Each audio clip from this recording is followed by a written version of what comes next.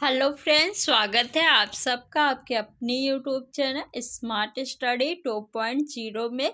आज के इस वीडियो में मैंने हिंदी के 20 क्वेश्चंस लिए हैं।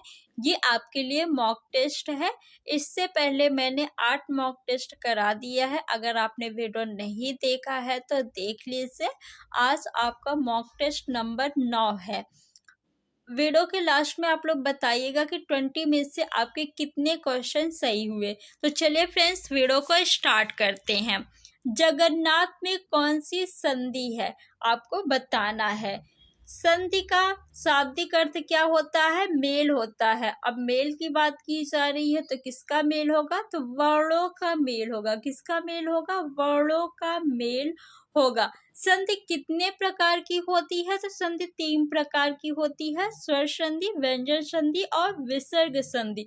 जगन्नाथ का संधि विच्छेद क्या होगा? तो जगन्नाथ का संधि विच्छेद हो जाएगा जगत धन नाथ। क्या होगा जगन्नाथ का संधि विच्छेद? जगत धन नाथ। यानी प्रथम शब्द के अंत में क्या आया? व्यंजन। तो जब प्रथम शब्द के अंत में व्यंजन और दूसरे शब्द के आदि में यानी शुरुआत में व्यंजन आए या स्वर आए तो वहां पे कौन सी संधि होती है? व्यंजन संधि होती है। प्रथम शब्द के अंत में व्यंजन और दूसरे शब्द के आदि में व्यंजन या स्वर आए तो वहां पे व्यंजन संधि होती है। स्वर संधि में क्या होता है? स्वर संधि में प्रथम शब्द के अंत में स्वर और दूसरे शब्द के आदि में भी स्वर आता है। प्रथम शब्द के अंत में और दूसरे शब्द के आदि में भी जब स्वर आए तो वहां पे स्वर संधि होती है। कौन सी संधि होती है? स्वर संधि होती है। और विसर्ग संधि में क्या होता है? विसर्ग संधि में प्रथम शब्द के अंत में विसर्ग और दूसरे शब्द के आदि में क्या आएगा? दूसरे शब्द के आदि में व्यंजन आए या स्वर आए तो वहां पे विसर्ग संधि होती है। तो आपको याद रखना है, स्वर संधि में दोनों तरफ आपका स्वर होगा। व्यंजन संधि में प्रथम शब्द के अंत में व्यंजन आएगा और दूसरे शब्द के आदि में व्यंजन या स्वर आए। और विसर्ग संधि में प्रथम शब्द के अंत में विसर्ग होगा और दूसरे शब्द के आदि में व्यंजन या स्वर होगा। विवाद का विलोम शब्द है तो विवाद का विलोम शब्द निर्विवाद होता है। क्या होता है? निर्विवाद होता है। ऑप्शन नंबर डी आपका सही है।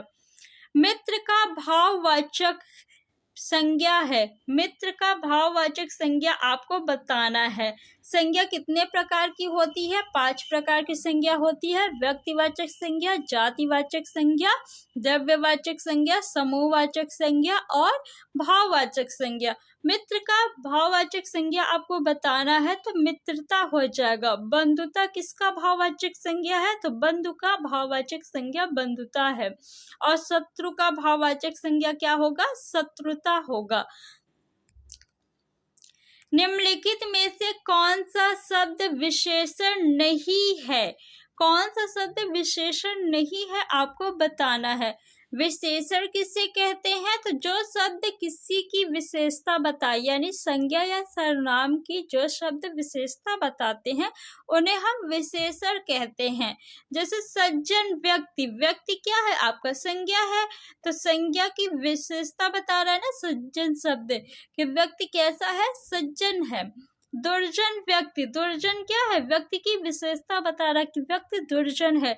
सुकुमार व्यक्ति यानी व्यक्ति की विशेषता बता रहा है कि व्यक्ति जो है सुकुमार है यानी नाजुक है, सुंदर है। मानस क्या है? मानस क्या आपका विशेषण है? नहीं, मानस विशेषण नहीं है। मानस का विशेषण क्या होगा? मानस का विशेषण शब्द होगा मानसिक। मानस का विशेषण क्या होगा? मानसिक होगा मानस का विशेषण। तो ऑप्शन नंबर डी आपका सही है, मानस विशेषण नहीं है। ग्रीवा का तद्भव शब्द है। ग्रीवा, आपने ये शब्द जब वर्णमाला पढ़ा होगा तब वहां पे पढ़ा होगा या सुना होगा। ग्रीवा का तद्भव क्या होता है? गर्दन होता है। पृष्ठ का तद्भव क्या होता है? पेज होता है। पृष्ठ का तद्भव क्या होगा? पेज या पन्ना। ऑप्शन नंबर आपका सी जो है वो सही है। अगम का विलोम शब्द है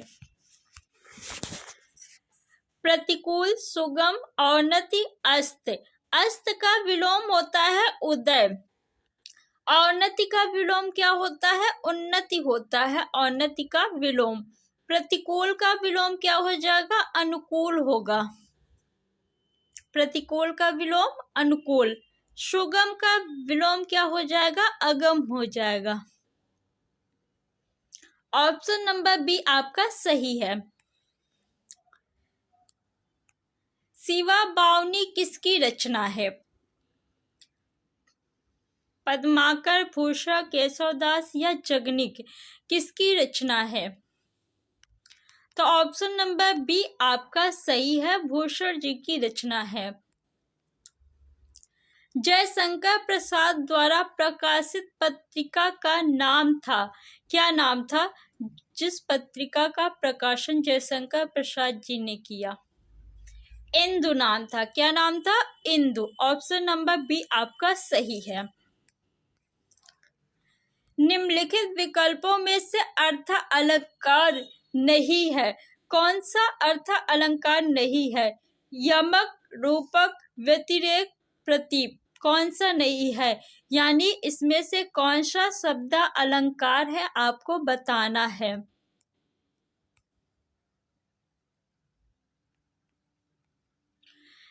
देखिए, प्रतीप, व्यतिरेक और रूपक ये आपके अर्थ अलंकार है। यमक, श्लेष और अनुप्रास ये शब्द अलंकार है। यमक, श्लेष और अनुप्रास ये शब्द अलंकार है। ऑप्शन नंबर ए आपका सही है। फ्रेंड्स, अगर वीडियो अच्छा लग रहा हो तो वीडियो को लाइक करके अपने फ्रेंड्स में शेयर कर दीजिए और ऐसी ही वीडियो देखने के लिए चैनल को सब्सक्राइब कर लीजिए। अंतरंग का सही विलोम है,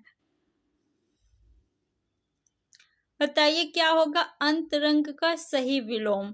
तो अंतरंग का सही विलोम बहिरंग होगा। ऑप्शन नंबर बी आपका सही है। इन नामों में से एक की वर्तनी अशुद्ध है, किसकी वर्तनी अशुद्ध है? कौशल्या, तो ये तो शुद्ध है। मैथिली शरण गुप्त, ये भी शुद्ध है। मेघनाथ, ये भी शुद्ध है। राहुल सांकृत्यायन, ये अशुद्ध है। राहुल सांकृत्यायन होता है। ऑप्शन नंबर आपका डी जो है वो सही होगा। कौन सा ऑप्शन सही है? Option number D.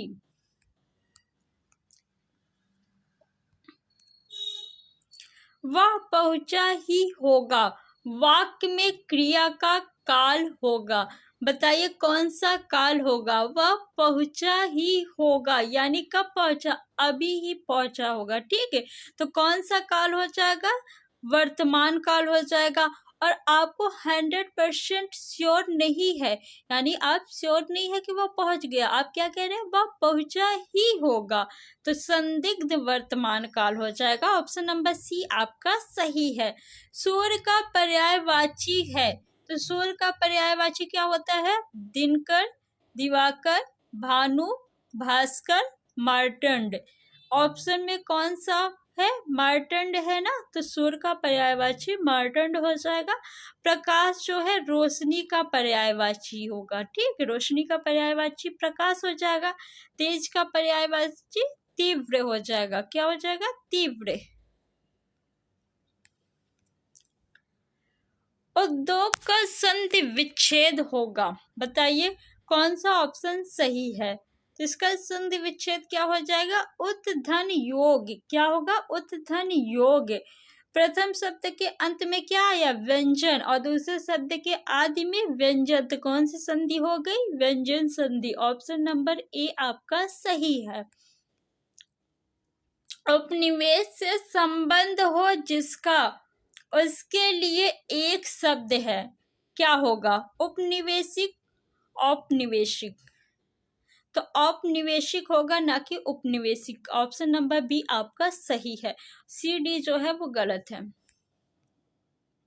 धर्मयुग पत्रिका के यशस्वी संपादक थे, धर्मयुग पत्रिका के संपादक कौन थे? बताइए। Dharamvir Bharati. Option number D आपका सही है।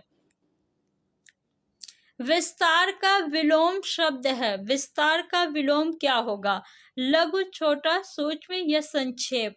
विस्तार यानी किसी बात को अच्छे से एक्सप्लेन करके बताना। संक्षेप यानी किसी बात को थोड़े से शब्दों में बताना, शॉर्ट फॉर्म में बताना। ठीक, तो ऑप्शन नंबर डी आपका सही है। विस्तार का विलोम क्या होगा? संक्षेप हो जाएगा। इनमें से शुद्ध वर्तनी वाला शब्द है। किसकी वर्तनी शुद्ध है आपको बताना है। परिणति। कौन सा ऑप्शन सही है? परिणति।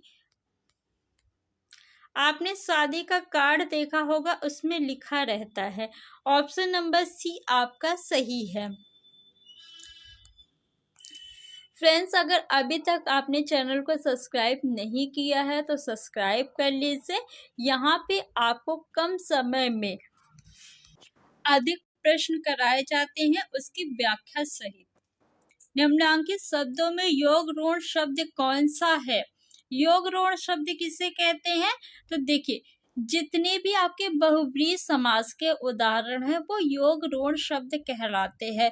यानी जिस शब्द का सार्थक खंड किया जा सके और उसका अर्थ शब्द के अर्थ से अलग हो। जैसे वीणा पाणी। वीणा मीन्स वीणा होता है, पाणी यानी हाथ। वीणा है जिसके हाथ में, अर्थात सरस्वती जी। तो ऑप्शन नंबर ए आपका जो है वो बिल्कुल सही है। यौगिक शब्द किसे कहते हैं? तो जिस शब्द का सार्थक खंड किया जा सके उसे यौगिक शब्द कहते हैं। और रूढ़ शब्द किसे कहते हैं? तो जिस शब्द का सार्थक खंड नहीं किया जा सकता उसे रूढ़ शब्द कहते हैं। जैसे जल। जल क्या है? क्या इसका सार्थक खंड किया जा सकता है? नहीं। जड़, जग, इन सब का क्या खंड किया जा सकता? नहीं किया जा सकता। अगर हम इसे दो भागों में बांटेंगे, जा और ला, तो क्या इसका कोई अर्थ निकल रहा है? नहीं। तो इसे हम क्या कहते हैं? रूढ़ शब्द कहते हैं। यौगिक शब्द में आपके एग्जाम्पल्स आ जाएंगे, जैसे विद्यालय, विद्याधन आलय, दोनों का अर्थ निकल रहा है। बाल्टी कैसा शब्द है आपको बताना है। तत्सम शब्द है, तद्भव शब्द है, देशज शब्द है या विदेशज। बाल्टी जो है दूसरी भाषा से आके हिंदी में प्रयोग किए जाते हैं या प्रयुक्त तो हो रहा है, तो इसलिए बाल्टी आपका विदेशज शब्द है। जो शब्द दूसरी भाषा से आके हिंदी में प्रयुक्त हो रहे हैं उन्हें हम क्या कहते हैं? विदेशज शब्द कहते हैं। देशज शब्द किसे कहते हैं? जिसकी उत्पत्ति का पता न चले। तत्सम शब्द किसे कहते हैं? तो जो संस्कृत के शब्द होते हैं उन्हें हम तत्सम शब्द कहते हैं।